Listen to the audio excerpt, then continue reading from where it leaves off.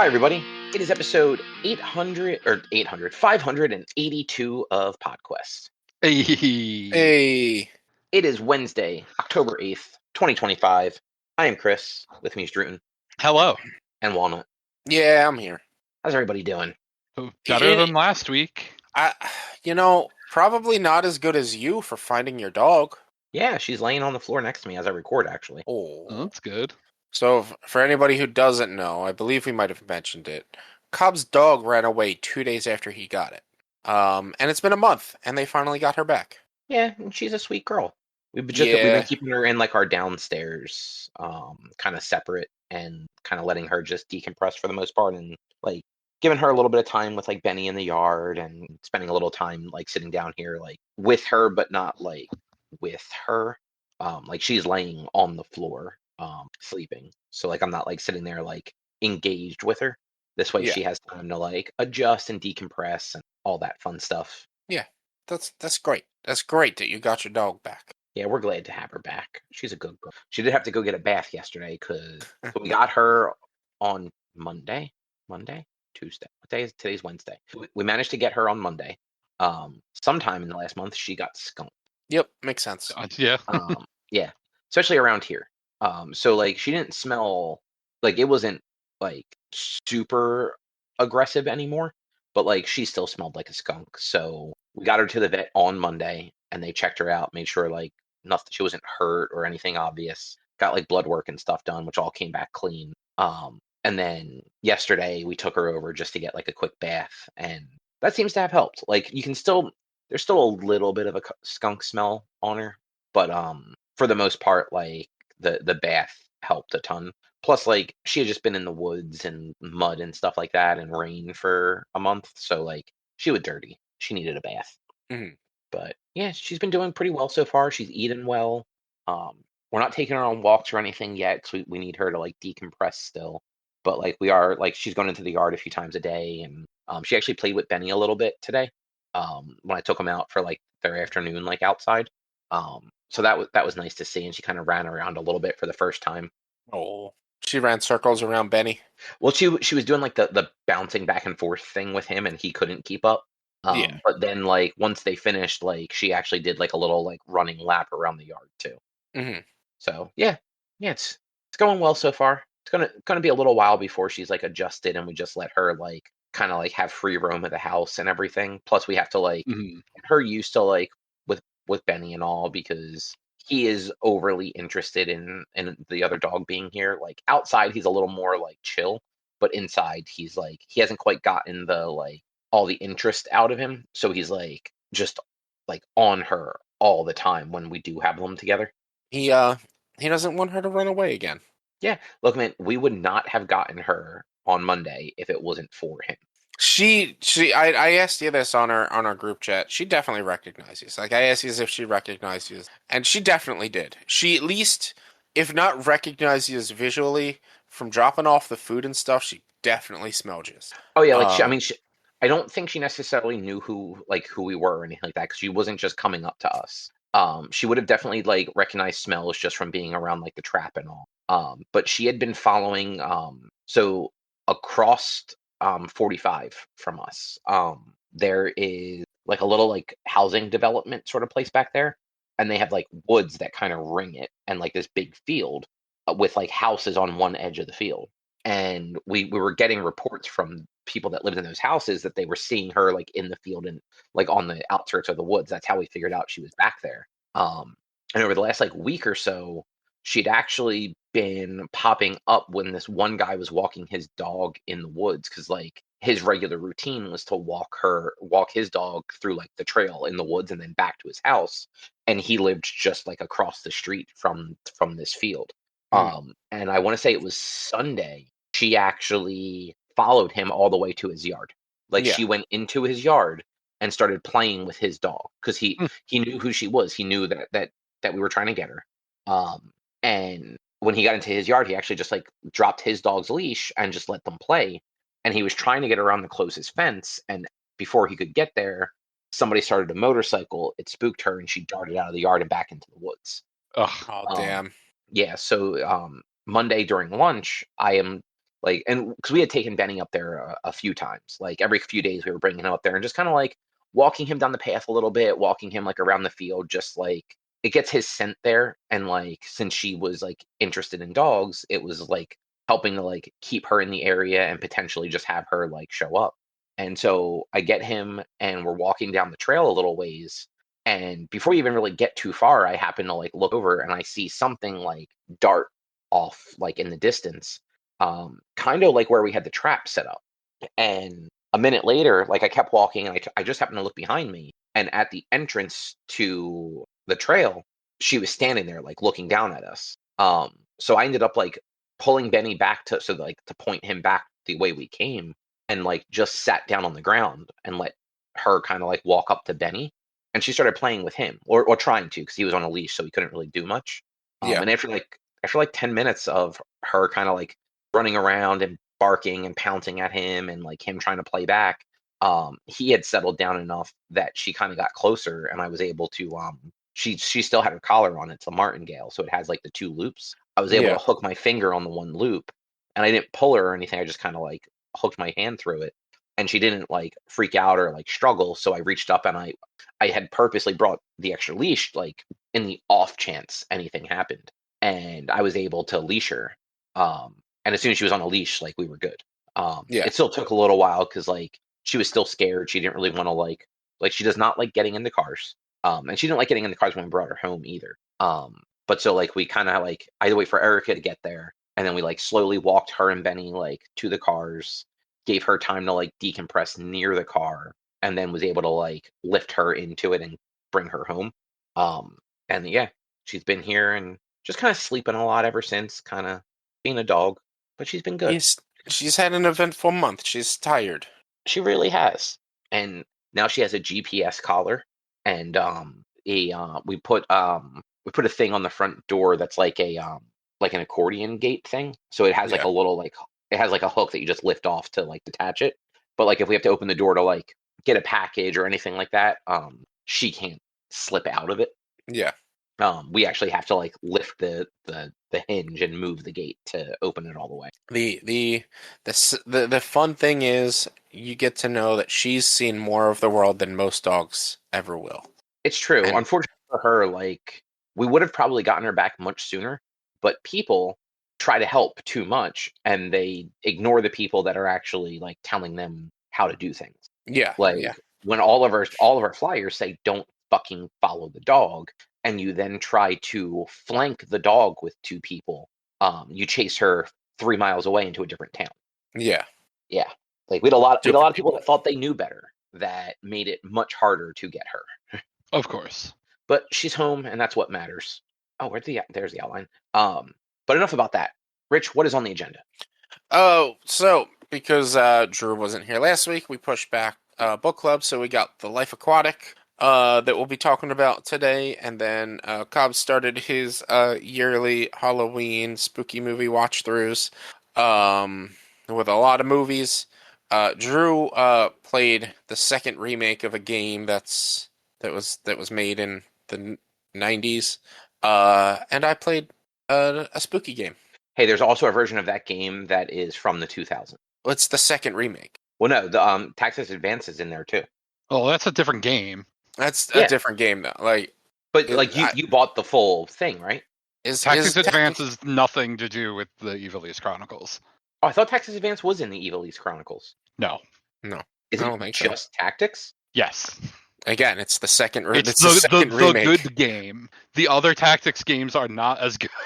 And I mean, yes, like Advance is not as good, but I could have sworn it is. It's not just even War of one. the Lions. It is legit OG tactics. Right. You know what I was thinking of? There's the enhanced version and then the classic version where like they upgraded the graphics a little bit. And I think they added there is a fuck ton of quality voice of acting, life right? shit. And yeah, it's entirely voice acted. But we'll get into wow. that. Yeah. In a bit. Yeah, I definitely thought that Advance was in there too. Nope. That's kind of a bummer. No, it's not. I liked Advanced. You're wrong. It's fine. It's a fun game. But yeah, how about Life Aquatic? I mean, we can talk about it. Life Aquatic. It's a movie. Yeah, I mean, I liked it, but not as much as I kind of hoped to have liked it. Yeah, like I definitely had fun with it. I thought it was more, I guess, abstract than I realized it was going to be. Yes. Like I knew it was definitely going to be like a little weird, just because I remember the trailers from when the movie came out, and even just like looking at some of like the shots from it, I'm like, okay, like this movie's going to be a little weird, but I didn't really realize how weird it was going to be. Yeah, I agree with that. Yeah, I went into this full knowing that like this is just going to be this weird abstract kind of like nonsensical film that it's Wes Anderson. It's what Wes Anderson does. Like, Yep. I do appreciate the use of like practical sets and stuff. Like that entire ship set was Yeah, that was really like cool, actually. a near like a not a full scale model, but near scale model set of the ship. And stuff like that. Like he does some interesting things when it comes to making his movies, but overall I just get bored with his movies. They just visually aren't that appealing to me, and they're just kind of boring. And that's really what I felt. Had some fun visuals. Yeah, I mean, the weird animals were interesting, but like I don't know, it was just I thought it was okay. Like I was just like, all right, it's fine. It's fine. It's exactly what I expected a Wes Anderson movie to be, which was not my kind of movie. I've actually never seen a Wes Anderson movie before. Neither have I. But this is just what I expected it to be, though. Like I had seen bits and pieces of the Royal Tenenbaums, but never actually seen the whole movie. And I didn't realize just like how weird his movies were. Mm-hmm. But like, I don't know. I enjoyed it enough. Like it wasn't a bad time. Yeah. Yeah, it's the problem is the humor's the very dry humor that I just don't really get into. Like the only time I really laughed was when Owen Wilson they were on the ship and Owen Wilson was like I don't remember what he said, but he said something to Bill Murray and Bill Murray was just like, "Yeah," and kept walking. I chuckled at that, but then like any other humor or humorous part of the movie, I was just like, I don't know. And some of it was just a little uncomfortable, in general. Oh yeah, no, some of it was definitely weird. And like the whole like them like what was it, when they were like storming the island with weapons and everything like that, I'm like, this doesn't seem like what oceanography people would be doing. And that's part of like that's part of the question that you have to ask yourself when it comes to this movie is, did that actually happen? Because the whole idea of the movie is he was this explorer adventurer that created the show The Life Aquatic, and it had all these fantastical things. The animals themselves are fantastical animals. Like the things like he tug a ship out of ice or something in one of them, like and the whole idea was like, how did you actually do this? Like did your best friend who died, did he really get eaten or did you just kill him? Like it raises the question of, did this stuff actually happen or was this all part of filmmaking for Steve Zissou? Which is true and could have been. I kind of took it at face value because some of it just seems so over the top, like more over the top than what they were already doing, if that makes sense. Mm-hmm. I'm also like recapping real quick the movie because I watched it a week and a half ago now, and I'm drawing a few blanks on like things that happened. I just remember generally like enjoying it. And like it had an amazing cast. Mm-hmm. Yeah, an amazing cast that only like a few people have one step to Kevin Bacon on. Really? I think it's two. As from what I could find, there were two, with the exception, I don't remember Willem Dafoe, but that's because we used Willem Dafoe to get here, so I can't use him again. I'm surprised because like just off of like the main cast, there's at least 6 people that I would have expected had some sort of direct connection. From what I could find, Bill Murray and Jeff Goldblum were the only two that had a single connection. Wow. To Owen Wilson. And prior to... Try that again. What did I say? You said to Owen Wilson. I was looking at Owen Wilson, which, by the way, I was looking at his like character card. Which, by the way, there has been a study that has been made. It is no longer 7 degrees to Kevin Bacon. It is now 7 degrees to Owen Wilson. He has now been in more movies than Kevin Bacon has. But isn't it not so much? And it's also 6 degrees, not 7. Whatever. But isn't it more just like that? Kevin Bacon has been in so many movies with like unique people that makes the connections easy, not so much the quantity that he's been in. I don't know. I didn't read the article. I saw something that was like, oh yeah, it's Owen Wilson and not Kevin Bacon or something like that. Interesting. Well, we can do Owen Wilson next. No, I think we're good with this challenge for a while. Not saying that like the movies were bad. It's just I feel like we can do other stuff. This took a long time. Let's go. Well, we did also like skip a couple weeks in the middle there. Yeah. But like overall, I did enjoy. Like, I don't know that I necessarily want to go back and watch more Wes Anderson movies. But like I thought this one was fun enough. Like I was never bored with it. It was just kind of like it was a movie. Yeah. It was outside of this, I never would have watched it, and I will probably never ever watch it again. Exactly. Like it's not something I need to go back to. But like I am actually glad I watched it because I did enjoy it. But honestly, if a crowd, I doubt this would ever happen, but if a group of friends were together and somebody were to say, hey, let's watch this movie, I may actively campaign against it. Just because it's a big old negative Nancy. This is just not a movie to watch with people. Like, it's just boring. And like, if you're gonna watch a movie with people, you're gonna want to watch like silly, funny, or action packed. And this is just you just described this boring. movie silly, funny, and action packed. No, this wasn't. Anyway, Richard, what did you pick for the final Kevin Bacon connection? Yeah. So I mean, we kind of talked about it last time. And it's going to be Tour de Pharmacy. So the connection is Jeff Goldblum to Kevin Bacon. Just because literally it's Jeff Goldblum in Tour de Pharmacy, which, when did that come out? 22? Yeah, it's relatively recent. Oh, no, 2017. 2017. It's that, or there's 2 Bill Murray movies. She's Having a Baby, and what's the other one? Wild Things, which both of those movies one was in 1988, the other one was in 1998. So thank God 2017 happened prior to now, because those 2 movies are just kind of not interesting choices. So I was actually really excited for a minute because I thought you meant Wild Thing, like there's another older movie called that, I think. No, I'm thinking of something different. Never mind. Wild Thing. Yeah. That's the movie. It's got Neve Campbell and God, what's the guy from that fucking movie? Matt Dillon. Matt Dillon. Yeah. Thank you. I don't really know. It's like kind of, I don't know. It's labeled as an erotic thriller, so that also, I'm just like, it would just be uncomfortable to watch, in my opinion. So I was like, yeah, that's not happening. Today is literally the first day I'm seeing She's Having a Baby, which, I'm good. So yeah, Tour de Pharmacy is literally like the only thing that we can get in one connection that I think that is also available on streaming, believe. Yeah. I don't know. I remember when we looked it up, like the movie actually sounds like it could be pretty funny. So yeah, and it's got a ridiculous cast. Like Andy Samberg, Orlando Bloom, John Cena. Which I also like that John Cena, like the current day character is Dolph Lundgren, and John Cena's like the past version. Oh God, I didn't even realize that. That's actually kind of funny. Yeah.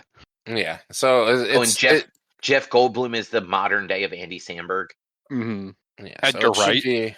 John Hamm. Oh yeah! Wow, look at that. Nice. Yeah. So we'll watch this in 2 weeks, and hopefully we don't hate it. Yeah. I mean, it should be good. Should be good. Oh, this is like a spiritual successor to that the tennis movie. Okay, that makes more sense now. Cool. Yeah, we'll watch this in 2 weeks and see where we land on it. Yeah. All right. Well, I guess it's more me. So yeah, Rich, you said at the beginning, it's October, so we started watching our Halloween movies for the month, or spooky movies, not Halloween. Yes. And like we're just trying to get as close to like one a day as we can. So like, we'd like to finish the month at 31 watched, but like if we don't, we don't. Like we didn't get to watch one on Monday with like all the dog stuff, for instance. So we're like, I think we're 2 behind right now. But like on the weekends, sometimes we watch more than one, so it kind of Got to balances. catch up. Got to do one a day. Next year, your goal is to do 2 a day. No, because generally by the time we're done work, there's only time for one movie. You got to do better. You got to do more. There's so many spooky movies out there. There are, but some of them are real bad. Yeah, most of them, some would say. Debatable. No, I would bet in the majority of horror movies are bad. Oh yeah, actually no, that's because there probably are true. Because so many dog shit pumped out horror movies because they're cheap to make that I'd imagine the majority are bad. Actually, that may not be completely wrong. I think you're right. However, I think potentially, especially with recent like Blumhouse movies, like because they do release a ton of them, but Blumhouse is really good at making these movies. I feel like maybe it might start to skew the opposite way. But I do like, yeah, if we're talking about overall all time, just look at a ton of horror movies that were made in the 80s and 90s, 70s through 90s, like 2000s. Even just the last 10 years, like they crank out really, really bad horror movies pretty easily. Yeah. So yeah, like there are definitely a lot of bad horror movies, but we're generally looking for ones that are like either actually like fun to watch because like they're well made, or ones that are like bad and you expect them to be kind of bad, but like you watch them because like they're funny. Or in some cases, like we're looking at like classics, cult classics, like stuff like that. So far this year, we have watched Fear Street Prom Queen, which is the new Fear Street that just came out this year. What was it, in 2022? They did the trilogy of movies where it was it followed 3 different time periods. It was like 94, 78, and 1666. I want to say were the 3 time periods in a story that kind of like connected back to like the 94 timeline. This one is set in the 80s. I believe it was 88, maybe a little bit earlier than that. But it focuses on a senior prom, and the main character is up for prom queen, but also seems to be like a little bit of like an outcast. So I'm not really sure how that whole thing happened. But then throughout the night, all the other contestants are brutally murdered by people in scary suits. I don't know, like it didn't have the same supernatural stuff as the previous Fear Street, but it still worked, and it was supposed to be set like in the same town. There was actually even, because this one happens, a decade after the 1978 set one. They actually make reference to the events from that movie in it, and this one was apparently the only one that was actually based on one of R.L. Stine's Fear Street books. Those original 3 were kind of themed after some of the stuff, but they weren't directly based on anything. Kind of the way the Jack Black movies from like the early 2000s, the early to mid 2010 were not really based on Goosebumps. They were just Goosebumps adjacent. I think Jack Black actually played like a fictional version of R.L. Stine, maybe. I never actually saw those. Or like how the recent Hulu series that they did took inspiration from books, but was not directly adapting any one book. Whereas Prom Queen actually like adapted the book from what I was reading, and like it wasn't bad. If you like the more like slasher, like killer stalking people thing, and you never quite know who is going to die or how they're going to die, it was pretty good. And it was one of those kind of fun, as we were watching it, trying to guess who the killer actually was. And we did guess it before it was revealed. So there's that. Nice. And then we watched the new I Know What You Did Last Summer. That is a continuation of the original 2. Because that is one of those series where like you had the original 2, and then they made like 2 or 3 more that were like direct to DVD sequels that were not connected to the originals really. This is, 25 years later, the town that the original cast was from has kind of been gentrified, and it's following a group of friends who 2 of them are like engaged at the beginning of it. And in this one, it's actually a little. Have you guys ever seen the original I Know What You Did Last Summer? Are you familiar with it at all? Yeah, a bit. Like it's been a long time. So that's the movie where it's like the group of friends, they're like drunk and they're driving erratically on like a mountain road, and they hit a guy and kill him. Yeah. And then like literally, I'm pretty sure it's been a little while too. Like we watched it a couple of years ago, but I'm pretty sure they dumped his body and Yeah. like tried to just like hide the truth. In this one, like they at least weren't shitty like that. They weren't great, but like they weren't driving. They were actually like parked to watch fireworks. One guy had like stepped into the road and somebody swerved to not hit them, and that person was also driving too fast, frankly, on a road like that, and they ended up like crashing into the steel barrier that like just dropped off the cliff. And like these like because they were young adults, they weren't teenagers. They tried to rescue, like they were trying to like pull the truck back and get the doors open, but the guy was unconscious initially and couldn't unlock his doors. And then like when the truck did fall, they called the police. Like they did the right thing. They just didn't admit to being the reason he drove off the road. So the whole them being like killed the following year for this, like felt a little like aggressive. Like Yeah, this one was like a legitimate accident, and while they fucked up by not admitting to it, to like being like responsible in any capacity, like they did call and report it to the police. Like if you knew they did it, like you should have just turned them into the police rather than fucking killing them. yeah, that's a weak horror plot, to be honest. Like, oh, But you just didn't admit to your guilt. I'm gonna kill you now. but here is the thing. By the end of the movie, it actually ended up making more sense. Like the twist and everything with like who did it and why they did it and how they were doing it actually worked in this setup. And Mhm. like early on in the movie, I'm like, well, this sucks. Like, yeah, they deserve some sort of punishment, but like this is aggressive for people that like they tried. Like they didn't hit somebody with their car and then dump their body in the ocean. Like somebody like swerved and ran off the road. Like that's that happens, unfortunately. Yeah. But yeah, like it ended up actually not being bad in the end. The original was better. And this one did bring back Jennifer Love Hewitt and Freddie Prinze Jr. because they were the only two characters that survived the original and the sequel.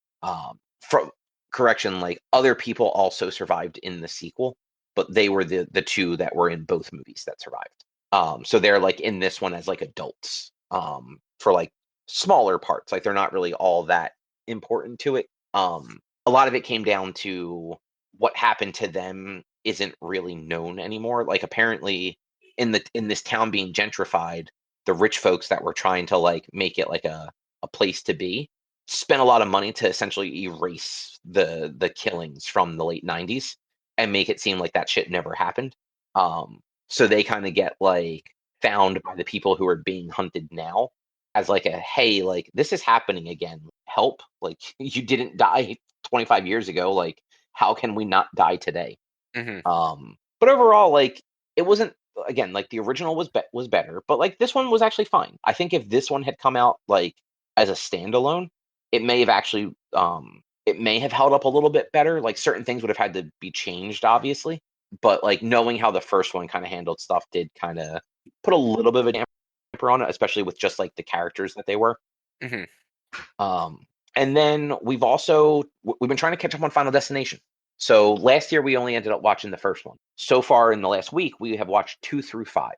So there's only one more, and it's the one that came out earlier this year, Bloodline. I'm not going to say they're not horror, but I have a hard time saying that those movies are necessarily horror because there's no real like monster of the movie. So It's just like horror movies crazy don't have to things be happen. monsters. I know. It is a supernatural thriller. Yeah, but it's like I'm not denying that you watched horror movies is what I'm saying, but it's still like it's one of those like I love those movies. I totally understand watching them on Halloween and everything, but it's just like it does make it because like it's just really weird things are happening to these kids is what these movies are. So I would argue that those movies fall more in line with horror than like the other two movies in a way, because the other two movies are just slashers. There's literally nothing supernatural about either. It's just crazy people killing other people for no good reason. But that's This movie at least has like there's a supernatural element to the Final Destination movie. Yeah, but it's more like the idea of something actually chasing you is scarier than just like, oh, it's kind of random. Death is chasing them. The concept of death is hunting them down for not dying when they were supposed to. Well, then maybe they should have just died. Because here's the thing: how many extra people die because these people didn't originally die? Oh, so many. That's the wild thing. Exactly. So, like, death should actually be owing us rather than taking from us at that point. So it's actually funny. So watching through these movies, 2 just kind of like carries on from 1. Like it's very much like kind of the same idea.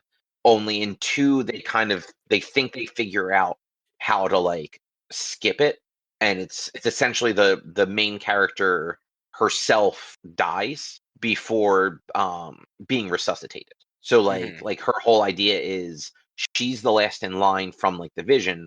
If she like dies and is brought back, technically she died. So like that should like end the cycle. And that's how that one ends. So you don't really know if or was it the third one where it was they had to have a baby, new life had to be born or something like that.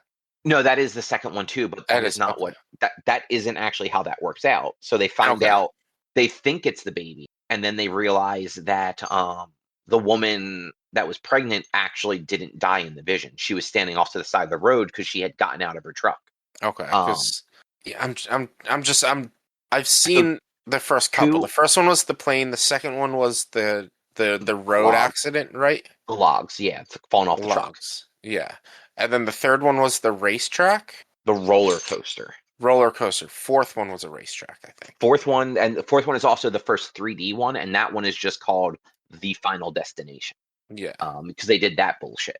And then the fifth one is another road accident, like a bus accident. I think I stopped after the... Okay. Yeah, so I had seen up through the fourth too, and I didn't realize I had seen that far. I know I'd seen the first 3, but I had kind of forgotten most of the fourth one. The one death I really remembered in it was the car wash death.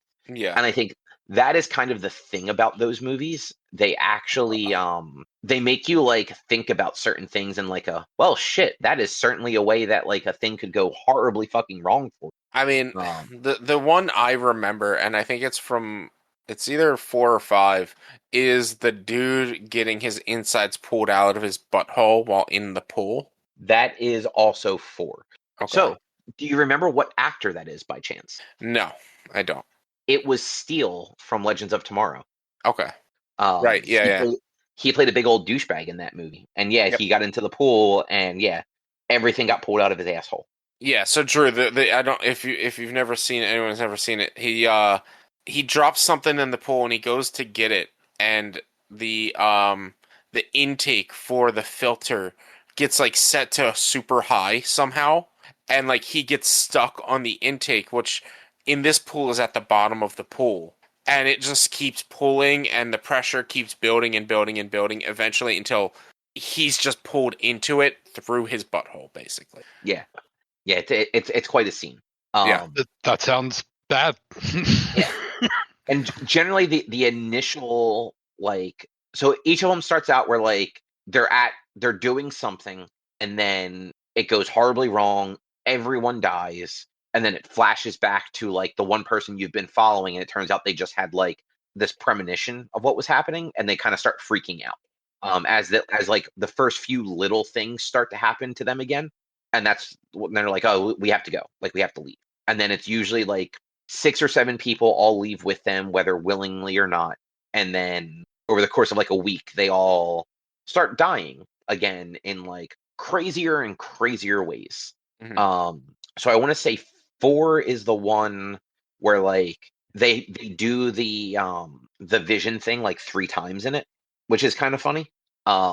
Where like at the end of the movie, they do the vision again, where like the character has a vision of like everyone dying when a movie theater explodes. Yeah. And he's able to actually stop the movie theater from exploding. Is that the one where also the person dies in the escalator? Yes. No, so the one girl in 4 gets she almost dies on the escalator. Oh no, yes, in the vision she does. I'm sorry. Okay, yeah. Yeah, like in the vision where the theater explodes, it causes like an entire mall to explode, Yeah. burn down, and like go haywire, and she falls into like the opening of an escalator and gets crushed by like all the gears. Mm-hmm. Yeah, I Yeah. forgot about that. So they're all pretty like paint by numbers for the most part. I will say though, 5 may have been the best one, because of the ending. And frankly, like this movie it's over a decade old at this point. When you get to the end of Final Destination 5, it turns out it's a prequel. It actually is happening before Final Destination 1. Oh, interesting. Yeah, so you follow like the people and like the same deal. They have the vision, bad shit happens, and then they think they've.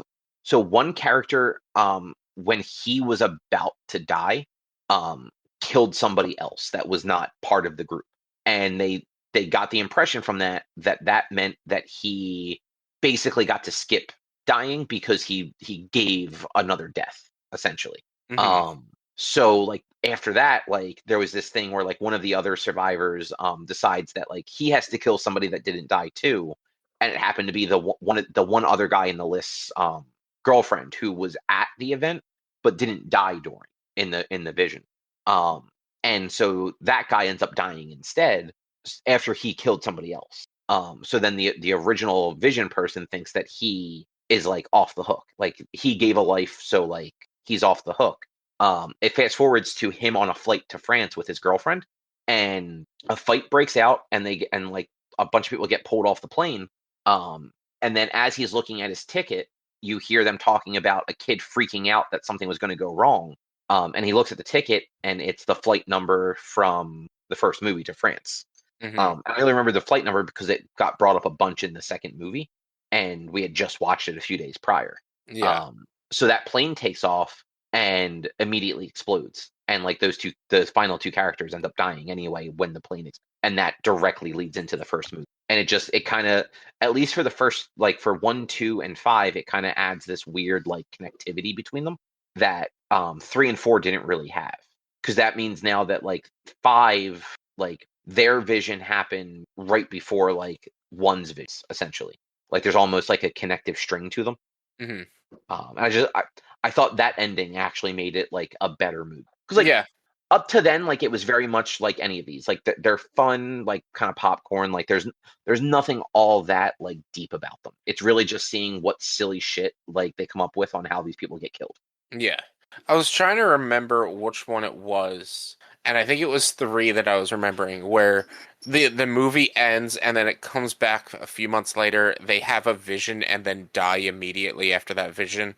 And I think it was 3 because I'm on the wiki, and it's like the 3 coincidentally cross paths 5 months later and are caught in a horrifying subway accident. Because I do remember it.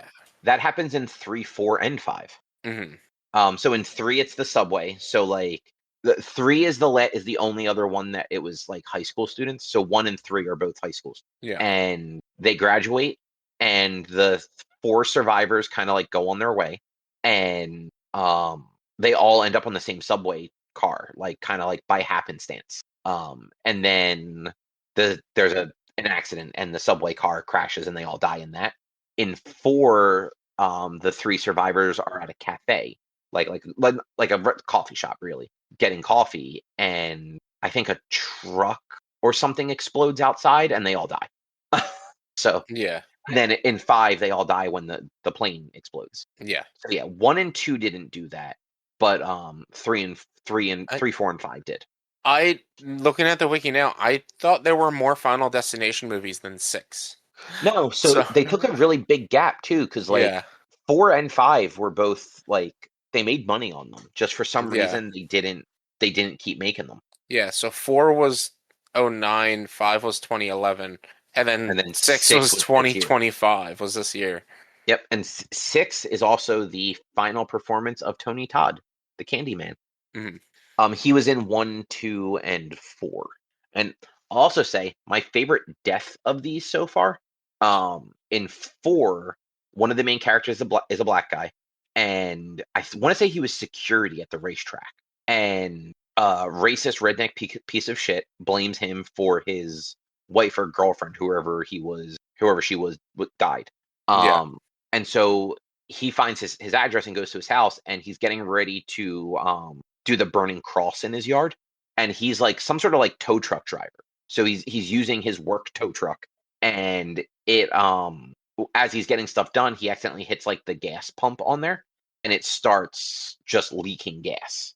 And then the truck gets dropped into neutral and starts rolling away. And as he's chasing after it, his leg gets caught by the hitch cable that came undone, and he starts getting dragged down the street. And then that metal hitch cable keeps hitting the street where the gasoline has been spilling, and sparks and sets him and the truck on fire. And it's just a slow moving racist getting drugged by his truck down the street on fire. Mm-hmm. And I remember that one. I think it may have been the best death in the movie because the guy was such a piece of shit. Didn't one kid get cut in half by a window pane? He didn't. He got his head cut off or something like that. Yeah. One person got cut into 3 segments by barbed wire fencing. Mm-hmm. Then the one person managed to escape a fire, fell down fire escape, and like was okay. And if he would have just simply moved a second earlier instead of laughing, the ladder would not have fallen and impaled him through the eye. Yeah. So yeah. But yeah, these movies are ridiculous. It sounds like the new one is actually pretty good and kind of takes a different spin on things. I've heard good things about it. I've heard very good things about it. Yeah, so if we don't watch that tonight, we'll probably watch it like tomorrow or something, because that is definitely next on our list. So yeah, those were the movies I watched. Some were better than others, but none of them were bad. Nice. Now Drew, would you like to talk about Final Fantasy Tactics? Yeah, they finally actually did like a proper remaster of Final Fantasy Tactics after it kind of being rumored for like a decade at this point. Basically, as soon as like Final Fantasy VII remaster got actually announced, the Tactics became the like, okay, so when are you doing that remake? And this is really just like updated art. So they put out the Ivalice Chronicles. It is you can either play OG Tactics or the enhanced edition. It does not have the War of the Lions classes. So Dark Knight, Onion Knight. I think that's it. Pretty sure that's the only 2 they added in there. I forgot they added classes on that. Yep. They did slightly change some of the JP needed for abilities in the enhanced version. Like Papa was streaming it the other day, and he finally unlocked Time Mage. And apparently his old strat was get everyone Time Mage as fast as possible, and then have everyone learn Teleport, because it was only like 600 JP. Teleport's 3,000 now. Holy shit. Which I was like, I never used Teleport before because it could fail. Like if you tried to teleport them outside whatever their default move range was, it had a chance to fail. So I'm like, I'd rather just have like move +2 on. Mm-hmm. And that's like half the map most of the time. So, but they did a shitload of quality of life enhancements to it. Like the turn order is just on the left-hand side of the screen at all times now. So like before, when you went to cast a spell, spells have a charge time. Sometimes it would be the next thing that happens. Other times it might take it 10 turns to happen. You wouldn't know. You could back out of the menu before picking the spell and then go into a turn order menu and see the list of names and where the spell would wind up happening. But you had to keep jumping out in and out of menus. Now, just as you're scrolling through your spell list, it'll change on the left-hand side and show you where that spell is going to happen. So that's super nice. You can just decide to not do random battles if you want. You can just skip it. Oh, that's cool. Yeah, so that's real helpful, especially for errand farming. You can just be like, no, I'm not. I'm just running back and forth. I'm not going to random battle here. If you do go into a random battle and you forgot to actually like dish out JP, or you want to change jobs, you can change characters' loadouts from like the battle setup screen now, which you didn't used to be able to do. So that's super useful. You can give characters up to 3 like preset loadouts, so it's a real quick change between jobs if you want. Oh, cool. So like you can have them set, here's my all the gear and set of abilities I want if they're going to be the time mage or whatever, squire and monk, and boom, just real quick jump between them. That's most of the quality of life stuff. Oh, actually, the biggest one is unless you have an ability on that like gives you HP, MP, experience, or JP when you move, you can just hit a button to undo your movement and not be fucked. Because there were definitely times where it was like, can I get into range with a spell or like a bow attack if I move them to this spot? And it's like, oh, nope, they were 1 spot away. Well, I'm fucked now. Now what do I do? Now you can just be like, never mind, hit B or whatever, pick the item on the menu, and just reset your movement and be like, okay, never mind, gotta do something else. I wonder if they updated that bullshit fight that you needed to be very specific with Ramza. I don't know. That's literally the fight I'm about to do. That's where I'm at in the game, and I'm like, I'm curious how fucked it is. So, at least in the enhanced mode, there are 3 difficulty levels. I forget what the like easy mode is. Then there's Knight and Tactician. I started on Knight, which is like the default, but I've bumped it up to Tactician because Knight felt a little too easy sometimes. Tactician feels a little bullshit sometimes, but I don't know. Actually, one last quality of life update on the fights sometime being bullshit. There's just a retry button now when you die, or like if you can see the fights going bad, you can just pull up the menu and go to retry, and you can either just retry with the exact setup of your characters you had, or you can go back to the full setup so you could change out jobs and whatnot if you wanted. So fucking it's so generous with that kind of shit this time. Instead of being like, oh fuck, I died, shit, when did I save last? Oh, 4 hours ago? Cool.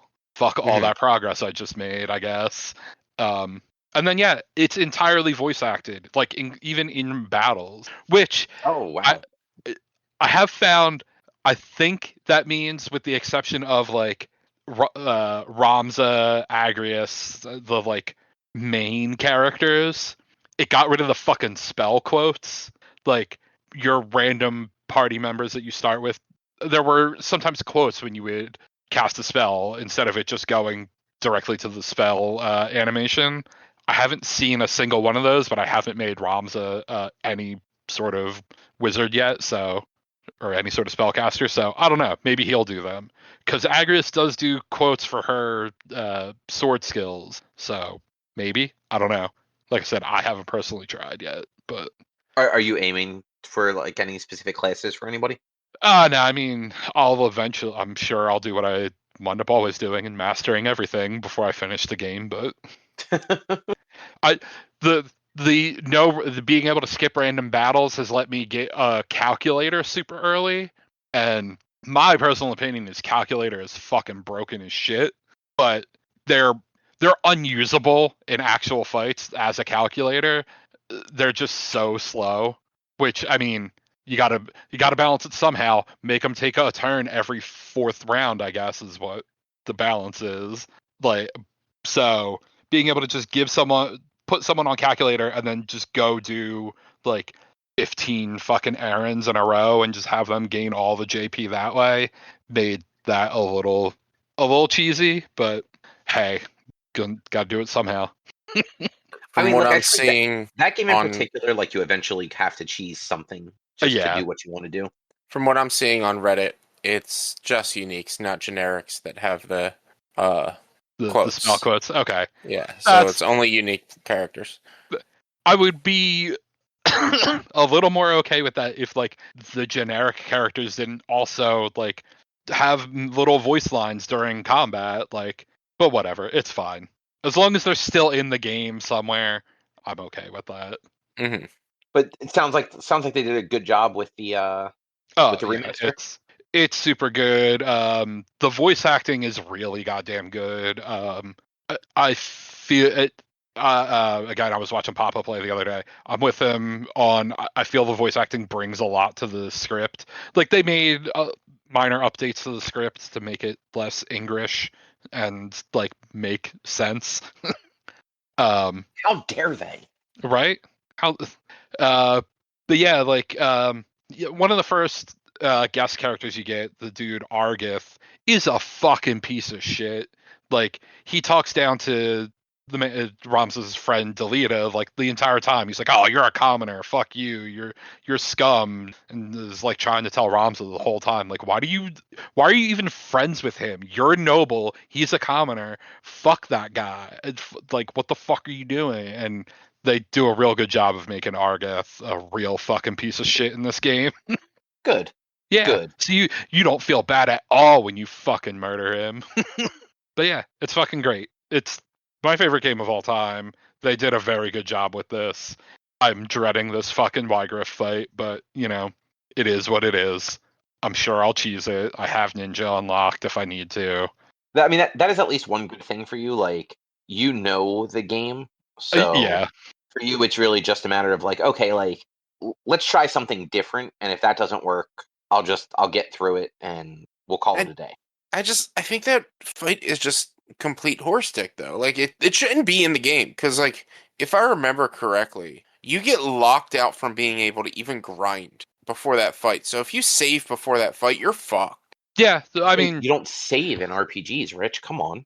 you're not wrong. Like, yes, that totally is the case. But no, I'm like hindsighting shit. I don't think I had a separate save recently, but even without it, like, I'm sure I'll be able to, worst case, do the fucking tailwind cheese and give myself like 5 turns in a row, and like that's it. But yes, but people who've never played the game before, yeah, they're not going to know this, and they potentially may have to restart the entire game because they didn't know that they had to do that. yeah, I am wondering if they did anything to change that, and I'll find out soon, probably tomorrow. But yeah, cool. Well, glad you've been enjoying it. Yeah. I did actually buy it on Sunday with the intention of playing it this week, and then all the Monday stuff happened. So haven't started it yet, but look forward to starting it. Nice. And yeah, I got it on Switch, so I could at least one time put it in the regular Switch we have and just see it on the TV. But most of the time, I just wanted to play it on the Switch Lite anyway. So yeah, and like I don't know, I like games like that are just I prefer them in handheld because like yeah, it's fucking great handheld. Good. Yeah, because I got it for the Steam Deck. So yeah, no, nice. Well, I mean, in that case, with your Steam Deck, do you, I guess you don't. Can you output it to a TV without like a fucking dock thing, or you do need some sort of like adapter for it. I've never done it. I don't know if I could use like a like just a USB-C to HDMI adapter or something like that. Gotcha. But like because it supports like controllers and keyboards and everything. Right. But I have a Steam Link, so I can install it on my computer and actually cast it to the TV also. True. So, I got options at least. Yeah. But I guess, shall we move along? Yeah. Rich, how is The Evil Within? The game is fucking weird. It's so I love a good like survival horror game. I love a good horror game. The sad thing is I'm not very reactive because like it's not that I can predict what's going on. It's just like being chased by monsters aren't that scary for me in video games. What gets me is jump scares. And most of this game revolves around like having monsters chasing you and trying to just get away from them. But like it's supposed to be survival horror in the sense that you're not supposed to have all the equipment needed to kill everything. But I have all the equipment needed to kill everything. So I'm not generally running too much. So the game loses a bit of its horror aspect. It's also just weird in a story sense. Your first level, you're in a mental hospital, and then the second level, you leave the mental hospital, you jump into a van, you're driving out of the city, which starts turning on itself, and you then somehow get into a bridge that then just breaks apart, and you're suddenly in the woods. It's just, and like nothing really is connected for the first couple of levels, pretty much until you're halfway through, when you pretty much learn, oh, you're in the mind of the villain the whole time. And the reason nothing really connects from level to level is because it's different parts of his mind. Um, Oh, that's and interesting. I so did like, not know that's where that game went. yeah. And so like it's kind of psychological horror more so than like true horror to me, and like those, that doesn't always fully click with me. Um but yeah, it's good. Like it's enjoyable. I hear the sequel is much better, so I'm more excited to play that one once I'm done this one. I'm more than halfway through. I'm on chapter 11 of 15. I was hoping to beat it yesterday, but I didn't have enough time. Some of the chapters are really fucking long, and some of them are short as hell. So, um, it's interesting. Like they took a strange, they took a strange twist on Resident Evil 4. And that's, I think, the other thing that's really bothering me with this game is that like they did take like Resident Evil 4 as its what's the word? As its like Inspiration? base. Yeah, inspiration as its base. It's very much like it's over the shoulder. Um, you have just enough ammo, and when you start to run out of ammo, the enemies will drop ammo for you, or things will drop ammo for you so that you have enough. You're almost never running out of ammo. So like, but like you run low all the time, but you almost never run out. Um, and there's a lot of situations where it's just go in, kill everything, and then leave. Very similar to how Resident Evil 4 was. So like, and y'all know like that is my hottest take, that Resident Evil 4 isn't as good as it's believed to have been. Um and like, yes, I compare that to modern day Resident Evil 2 and 3 and not classic Resident Evil 2 and 3, but I recently played through classic Resident Evil 2, and I think classic Resident Evil 2 was better than Resident Evil 4. So, and by recently, I mean like in the past year, right? Yeah. So yeah, like it's not as scary as I was hoping, and it's just so weird and over the top. But like I am starting to piece things together and understand more bits and bobs of the story, and it's like, oh, that makes sense why this thing was that way, and this makes sense, and but it's just like because it's so disconnected each level, and it like there's no like real through line besides like just exposition between each level. It kind of takes me out of it a bit, even knowing that like, oh, this is all within somebody's head.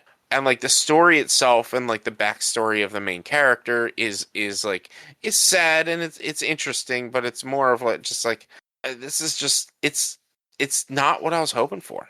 Understandable. Yeah. I've heard the second one is better, I think.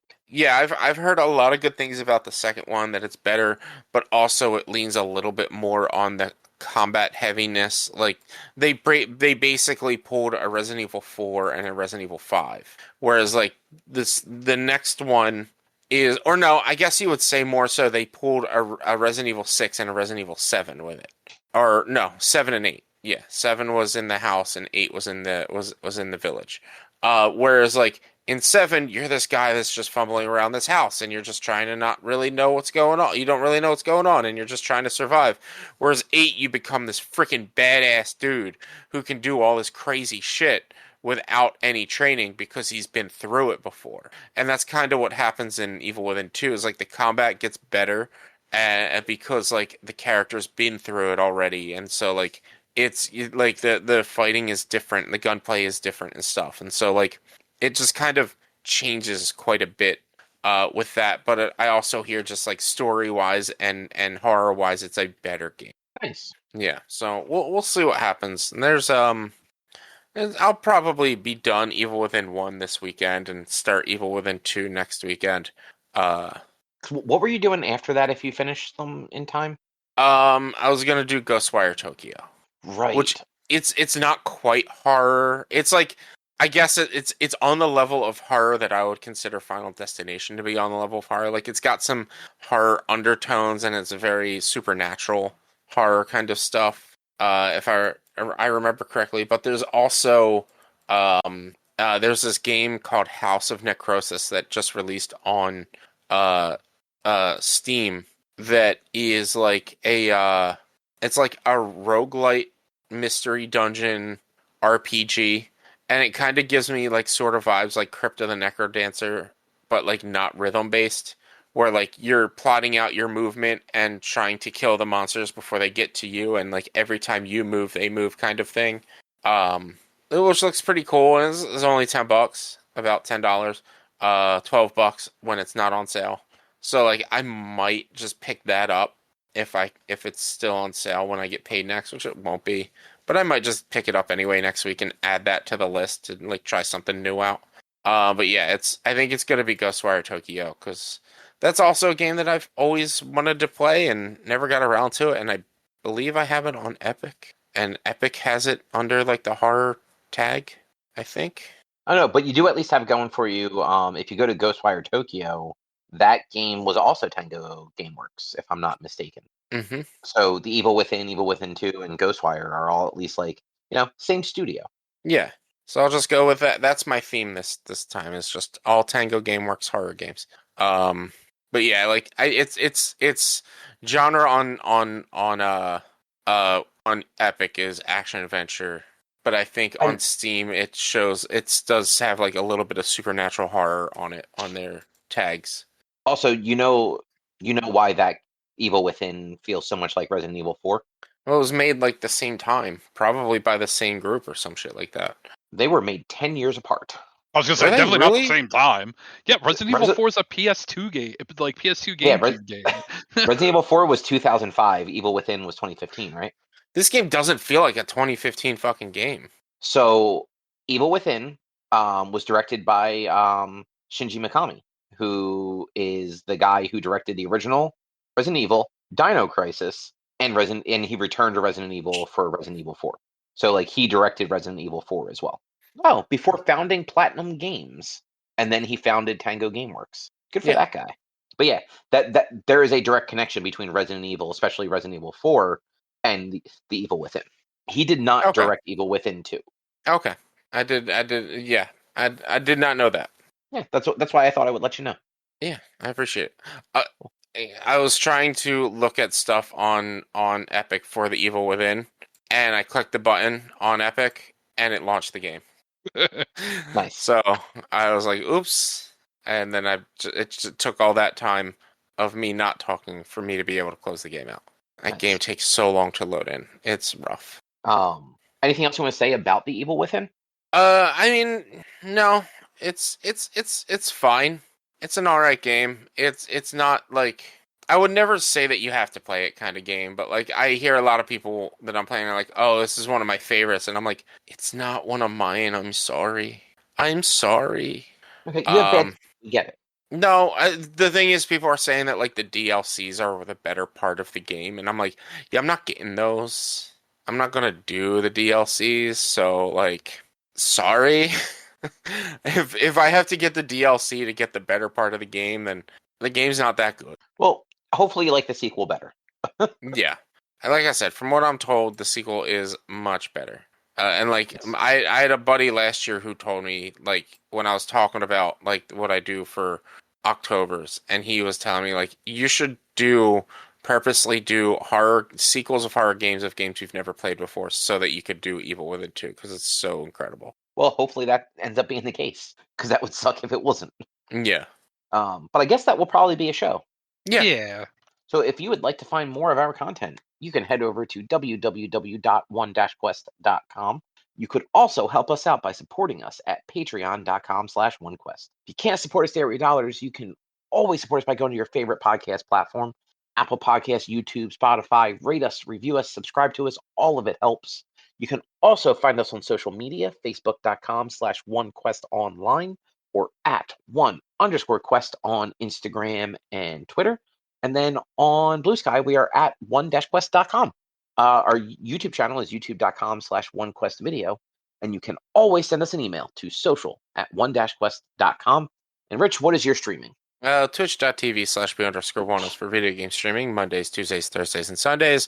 Evil Within, Dead by Daylight, that's really what this month is dedicated to. We'll be back to Sea of Thieves next week because new content gets launched next week. So, yeah, that's really what we're doing right now. This is spooky stuff. So, come hang out.